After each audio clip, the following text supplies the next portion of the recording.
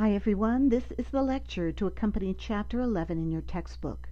Presentation media, traditionally known as visual aids, are often critical to an audience's understanding of the topic, but only if they're carefully chosen, created, and used effectively. Bad visual aids are often worse than no visual aids at all. So if you're going to use them, you need to know how to do it effectively. Okay, let's talk about integrating presentation media into your speech. When I say presentation media, I mean the things that you would use to highlight and clarify your ideas, that complement, not replace, the information you would present orally during your speech. Things like PowerPoint or keynote slides, images like photographs, charts, graphs, music or other audio, and handouts. I require some kind of visual aid for every speech except the introduction speech. Used correctly, it can enhance your speech, help you connect with your audience, and make your ideas clearer. With the rise of the internet, we're becoming more and more visually oriented, to the point that we expect something to look at while we are listening to you.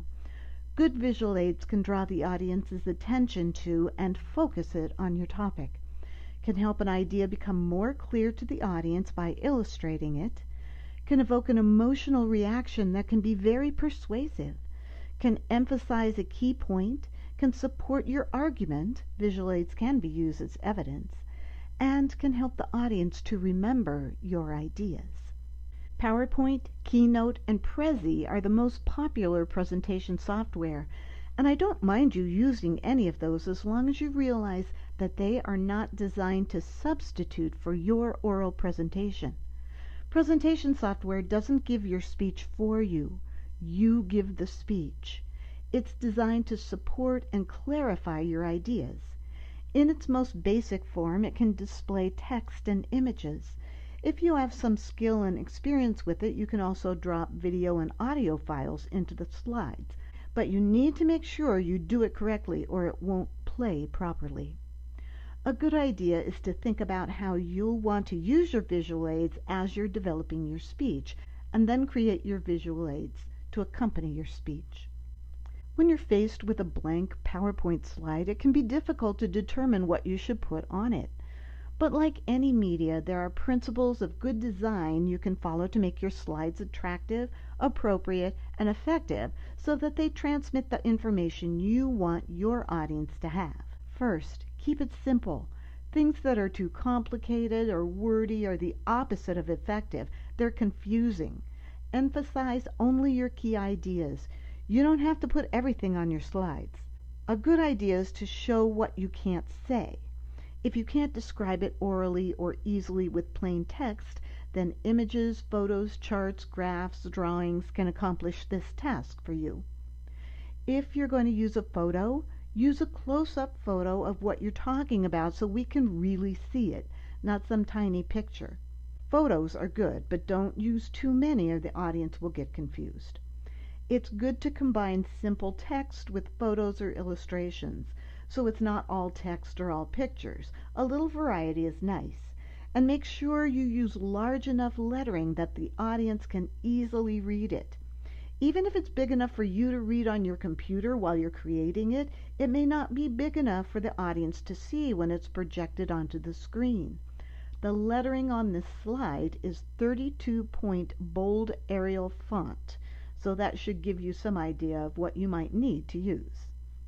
Some people like the animation effects on PowerPoint, but they can be way too distracting. If you have lines of text flying in and out during your presentation, the audience might be more focused on that than on what the text actually says.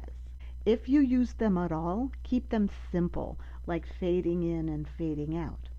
Also, remember to use color well, especially in the background and text colors. You want good contrast between the background and the text. Otherwise, your words may be too hard to read. Keep it simple. And please don't copy entire website pages onto a slide.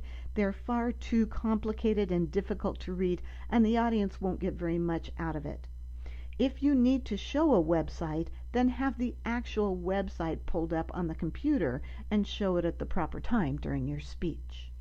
When you put information, images, charts, graphs, or whatever into your PowerPoint that you got from your research, just like anything else, you have to cite the sources. Here's what I want you to do. First, make sure that the source is included in your bibliography. APA and MLA both have ways to cite things like images, so don't forget to do that.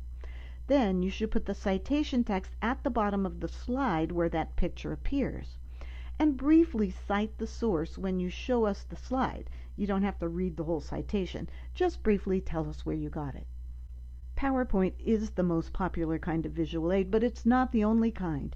There are lots of different media you can use to illustrate your point and get your ideas across.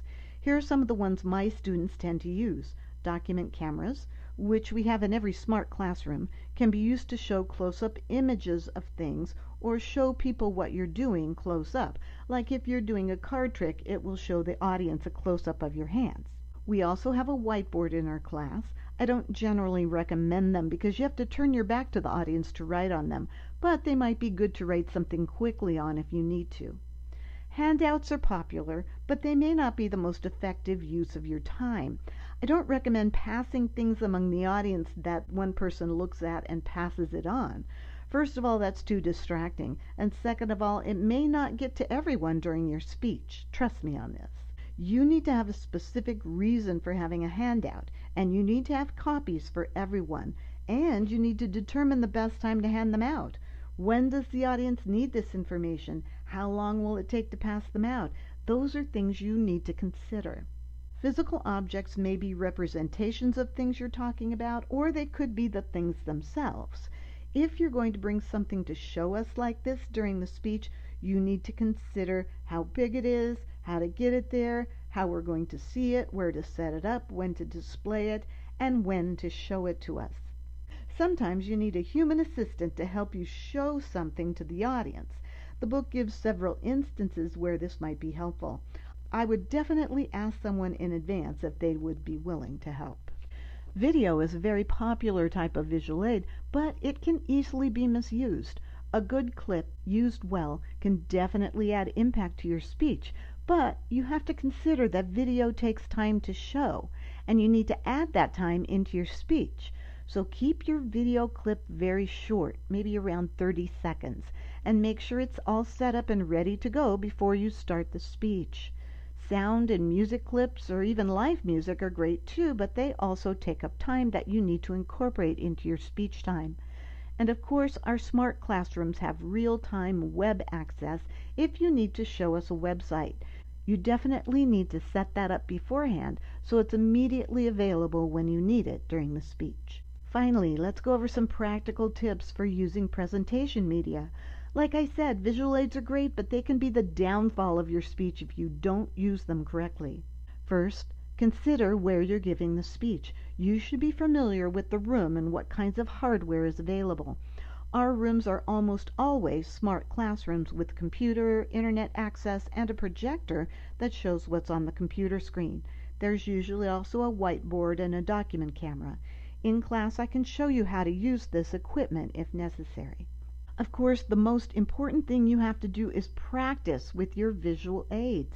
As with any other aspect of your speech delivery, you need to be very familiar with how and when you're going to use your visual aids, and write notes to yourself on your speaking note cards to remind yourself to actually show us the visual aids or change the slide or whatever it is you're supposed to do when you're supposed to do it. I can't tell you the number of students who get to the end of their speech before they remember they had visual aids to show us, and by then it's too late. On speech day, make sure you're in the classroom early enough to set up your visual aids. I do give you a minute or two right before you speak to set up as needed, so make sure if you need to pull up web pages or videos that those are all set and ready to go before you begin your speech. Finally, remember to speak to the audience, not to the visual aid. Students have a tendency to turn and look at whatever's on the screen, turning their back on the audience. That might make you feel better because you're looking at something besides the audience who are looking back at you, but it actually cuts you off from them, and they won't feel like you're talking to them.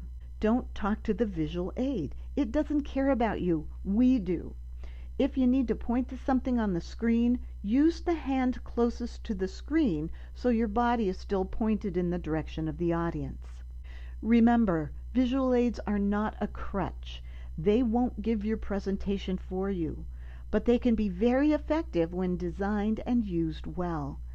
They can serve a very important supporting role for you, the speaker. This is the end of the lecture on Chapter 11. Now you're ready to go to MindTap.